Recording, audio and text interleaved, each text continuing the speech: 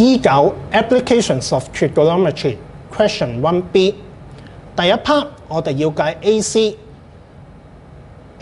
我哋就可以用三角形 ABC 嘅資料，用 cosine law 可以得出。我哋要寫一個3個 Sigma 47.1 cm 嘅答案，但係因為我哋後面仲要用到呢個資料，所以我哋亦都要保留一個計數機嘅答案47.12382408，用作以後嘅計算。第二部分我哋要計 angle ACB， 同樣地我哋都係睇三角形 ABC。今次我哋就用到 sin law，AB 除翻 sin angle ACB 等於 AC 除翻 sin angle ABC。最後我哋可以得出 angle ACB 等於66.2775991度啦。喺第三部分，我哋要揾 angle BCD 嘅變化點樣影響到 area of paper cut。喺呢度我哋就用五邊形540度減64減64，再減2乘 angle BAC， 再減2乘 angle BCD 得出。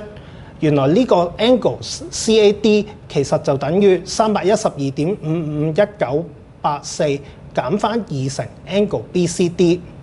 得出呢個關係之後，我哋計 paper cut 嘅時候就將佢分為3部分，左右嗰2部分都係一樣嘅，個面積都係等於翻 triangle ABC， 而中間嗰部分 ACD 嘅面積就係1/2乘47.12382408嘅2次方，再乘翻頭先 sin angle CAD 啦。由於 sin theta 最大嘅值，當佢係 theta 等於90度嘅時候會出現，所以我哋可以由312.551984減2乘 angle BCD 等於90得出。Area of paper cut 最大嘅時候就係 angle BCD 等於112.2775992嘅時候，所以當呢隻角由105度增加到111.2776嘅時候 ，area of paper cut 就係增加緊，而 angle BCD 由111.2776增加到130嘅時候，將 paper cut 嘅 area 就跌緊。喺第二部分，我哋要揾翻錐體嘅體積。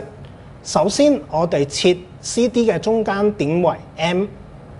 我哋要揾底面積嘅時候，我哋就先要揾 angle CAD。由於呢一個係一個等腰三角形，我哋揾到 angle ACD 之後，就可以得出 angle CAD 等於180度減翻2乘53.72240082度，從而得出 angle CAD 咧就係72.5551983度啦。咁我哋就可以得出呢個三角形嘅面積。之後我哋要揾高嘅時候，我哋就要揾 angle BAM。要揾 angle BAM， 首先我哋要揾 AM、CM 同 BM。最後睇呢個三角形用 cosine law， 我哋就可以得出 angle BAM 等於36.6842567度啦。而錐體嘅高就會係48乘翻 sin angle BAM。錐體嘅底面積就係1/2乘翻 AC square， 再乘 sin angle CAD， 所以我哋從中可以最後得出錐體嘅體積就會係10124啦。